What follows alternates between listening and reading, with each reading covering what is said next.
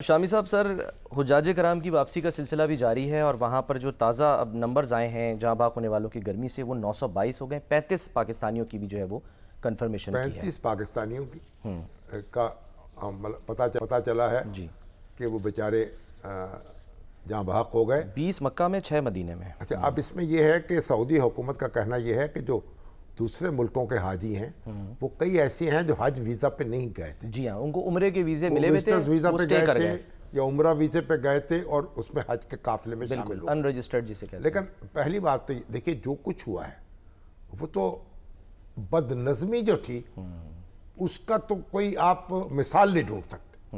اور گرمی، لوگوں کو پیدل چلایا گیا، ٹرانسپورٹ نہیں ہے. مگر اصل بات دیکھیے، ہماری جو وزارت حج ہے اس کا فقدان تھا سعودی وزارت حج سے رابطے کا. اور میں سمجھتا ہوں کہ وزارت حج میں انہی لوگوں کو متعین کیا جانا چاہیے جن کو عربی زبان آتی ہے. اچھا، خواہ وہ سیکریٹری ہوں، خواہ وہ منسٹر ہوں، خواہ وہ ڈائریکٹر حج ہوں یا دوسرے لوگ ہوں. اچھا، جو حج پہ جاتے ہیں وہ سارے عربی بولنے والے ہونے چاہیے اور اس کے بغیر ان ملازمت نہیں ملنی چاہیے. کمیونیکیشن تاکہ آسان ہو سکے. کمیونیکیشن آسان ہو سکے. کچھ آتا ان کو جاتا ہے نہیں ہے، اشاروں کی زبان بولتے ہیں جا کے وہاں اور اجنبی بن جاتے ہیں. لیکن سر یہی شکایت جو عازمین ہیں وہ کہتے ہیں کہ جی جو وہاں پر سعودی ہیں ان کو عربی کے علاوہ کوئی زبان نہیں آتی، وہ انگریزی بول نہیں سکتے. ان کو تو یہ تو آپ کا کام، ان کا کام ہے انگریزی سیکھ کے رکھیں، اردو سیکھ کے رکھیں. سر ایسے لوگوں کو تعینات تو کر سکتے ہیں، دنیا بھر سے لوگ آ رہے ہیں. بھائی آپ پر لازم ہے آپ اپنا انتظام کر کے جائیں. میں ایک دفعہ وہاں کربلا گیا، وہاں لائبریری کے اندر وہاں کسی کو عربی کے علاوہ انگریزی زبان نہیں آتی. کم از کم جہاں لوگ انٹرنیشنلی آ رہے ہیں دوسرے ممالک سے، اپنی سیکھیں، عربی سیکھ کے آئیں. یہاں انٹرپریٹر رکھیں، اپنا انٹرپریٹر ساتھ لے کے جائیں. اچھا، یہ کیا بات ہوئی؟ پہلے عربی سیکھیں پھر حج کریں. ہاں جی، پہلے وہ تو کہتے تھے جب قرآن کا ترجمہ ہوا پہلی دفعہ فارسی زبان میں تو ہنگامہ برپا ہو گئے. لوگ کہتے تھے یہ ترجمہ ہونا نہیں چاہیے، اس لیے کہ پہلے آپ عربی سیکھیں، پھر قرآن سیکھیں، قرآن سمجھیں اس کو. صرف حفظ نہ کریں، مطلب اس کو مطلب بھی اس کا بتاؤ. ہمارے تھے آباء و اجداد تھے وہ عربی سیکھتے تھے، قرآن پڑھتے تھے. تو بات یہ تو خیر بات گوگل الگ بحث ہے. سوال یہ ہے کہ آپ کی جو وزارت حج ہے اس میں کیسے سیکریٹری مقرر ہو جاتا ہے، وزیر مقرر ہو جاتا ہے، ڈائریکٹر حج مقرر ہو جاتا ہے، سفارت خانے میں لوگ مقرر ہو جاتے ہیں، سفیر مقرر ہو جاتا ہے. جو کمبخت جو ہیں ان کو ٹرانسلیٹر چاہیے، انٹرپریٹر چاہیے. کیوں؟